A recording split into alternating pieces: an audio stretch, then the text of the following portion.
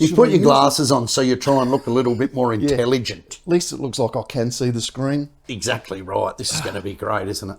And today it's Power Tech. No, it's Range Anxiety. Range TV. Anxiety. Right. Okay, we'll start in 3, 2, 1. 3, 2, 1. Start again. Let's do it, Marty. Well. Have a look what the cat dragged in next to me here. He's been hiding now for a few months. Yeah. Why? Hey, Marty. Hey, babe. Hey, bud. I don't know about hiding. You know where I've been. I've been around the corner. Yeah. I actually thought you'd stood me down, thinking there was too much eye candy on the show. I don't know. I introduced him to the game of golf again, and he's just been doing that. He's been golfing, not filming. So getting him in here today is a rare treat.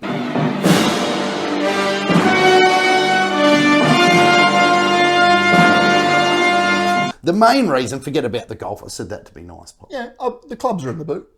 Main reason he's been hiding is because he thought he was going to get his ass whipped. Nah, that's not true, Marty. You know better than that. I'm always up for a challenge, and I think ice technology has still got plenty to give. Well, it depends how you're smoking it, really. And I just wanted Tyres, mate. Wanted to make sure the car was well and truly ready to take on the EV. Dialed in. I'm not saying I was under pressure, but I had a few people I was representing out there on the day.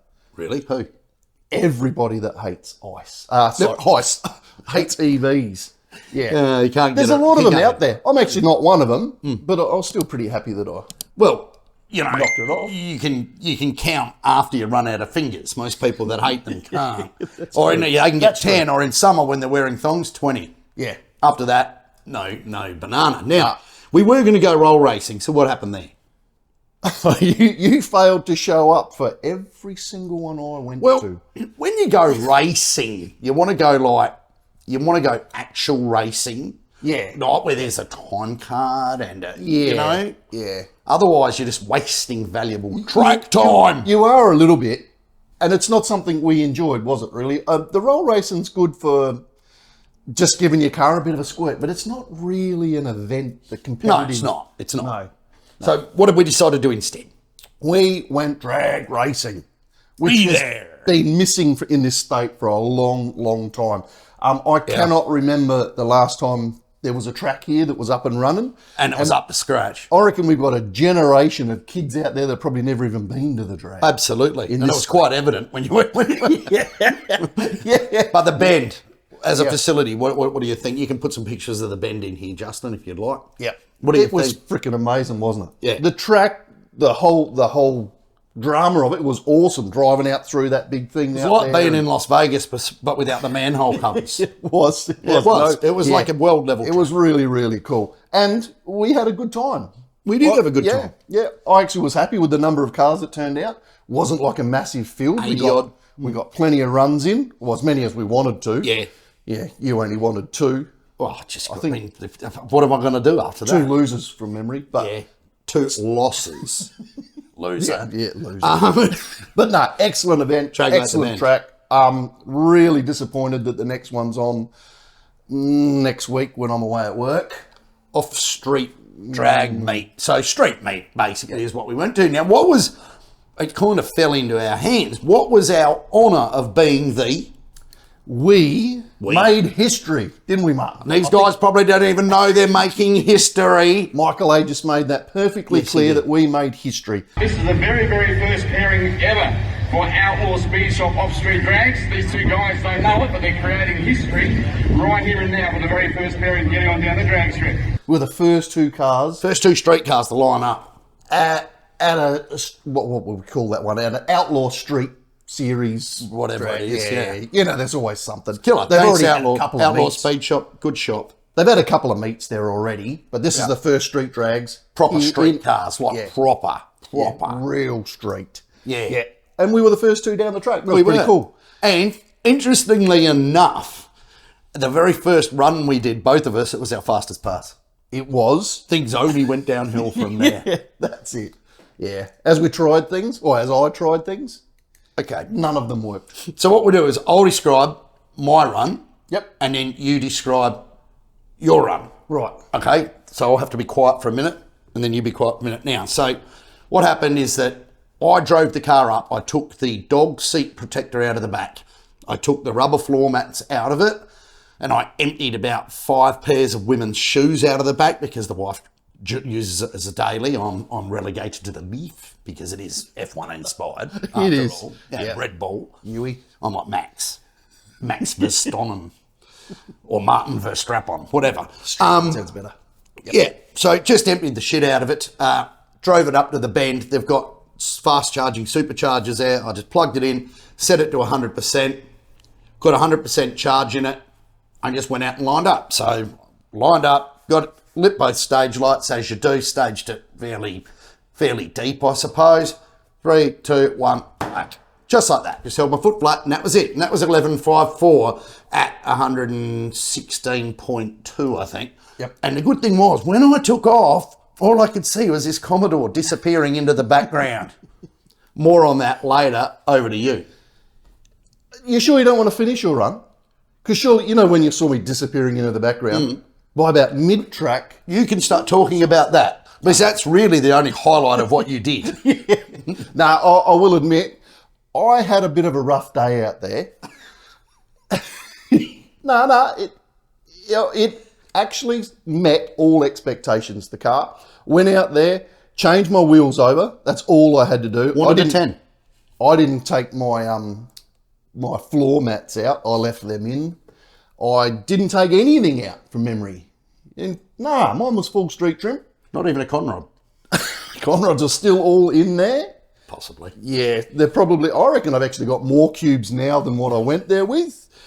Those things surely are bending now. But anywho, got out onto the track. Tried to do a bit of a burnout, but we were the first ones out there. This thing was a bit weird. That's my limiter. We discussed this another time, but hit the limiter a few times trying to do a burnout.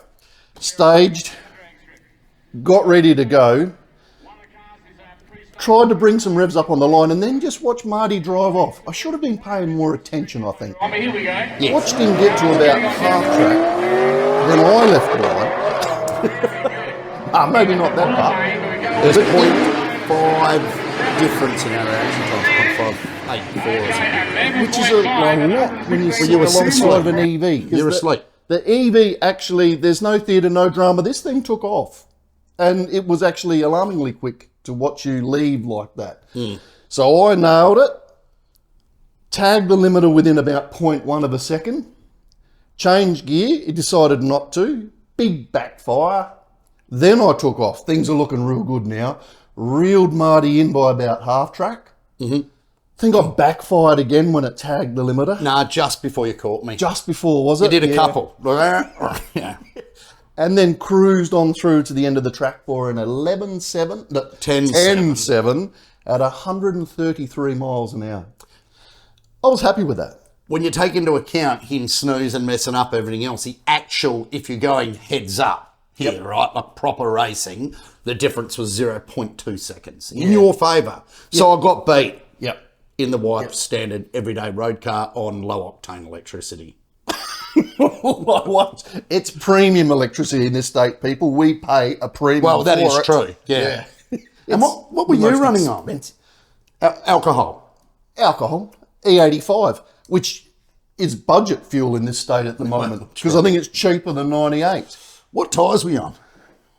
Chinese drag radial. So you can say that they were grippy, wonderful things, but they were acceptable at best. So $25,000, $30,000 worth of modifications, Chinesium race tyres, alcohol, fuel. Basically, it was a door slammer against a stock road car. To be honest with you, at one stage, I felt like Chuck Yeager. You know what I mean? Bought the farm. No, it's like you hit the sound, the speed of sound, and things just changed. It was brilliant out there. I was really happy with how the car performed power-wise. The 6L80 is that thing's Achilles heel. Transmission. I do not like that trans. So I did one more run. It was within half a tenth.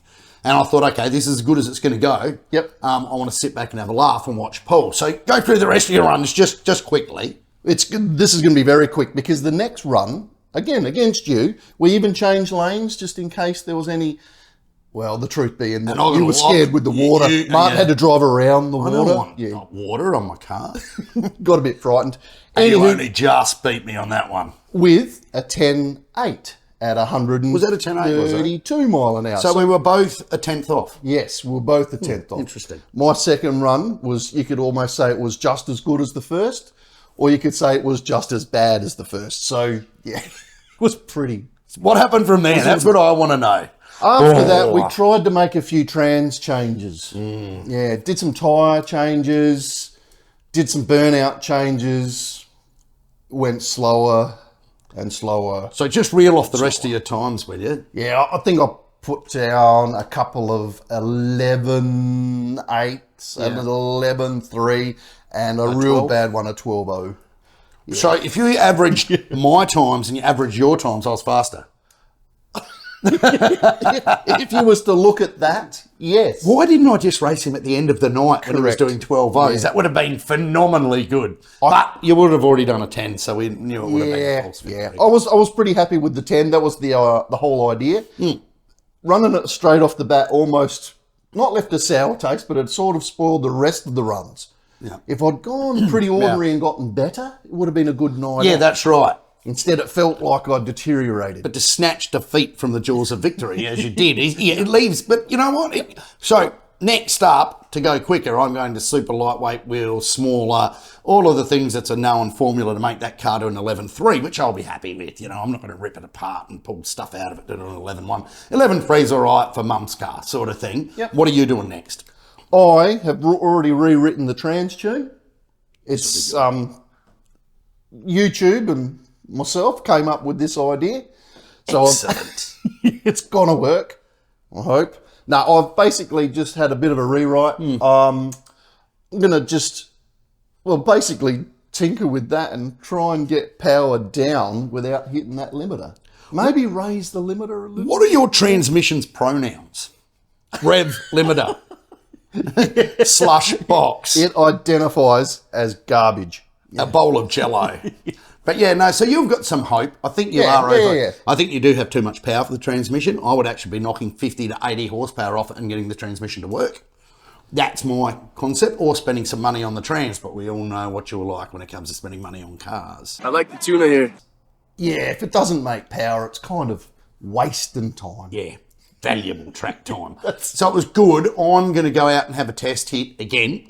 Probably you'll be away. Are you going to have another go in probably January? Yeah, good and the hot. very next event that's on, I'm going to either have to take a few days off if it doesn't line up, but whatever it is, I'm going to be there. Okay, well, that's good to hear. Now, this is valuable viewers, listeners, subscribers, and what have you. This is our Christmas final. So we're going to stop for a month after this and enjoy the festive season. I mean, I'm sure to all three of our subscribers, you'll get over it. Thoughts on the progress of the series so far, Paul? The series, as in Range Anxiety TV, Yeah. deteriorated rapidly since I haven't been on it. People have actually asked for you, and I said we sacked him for being stupid.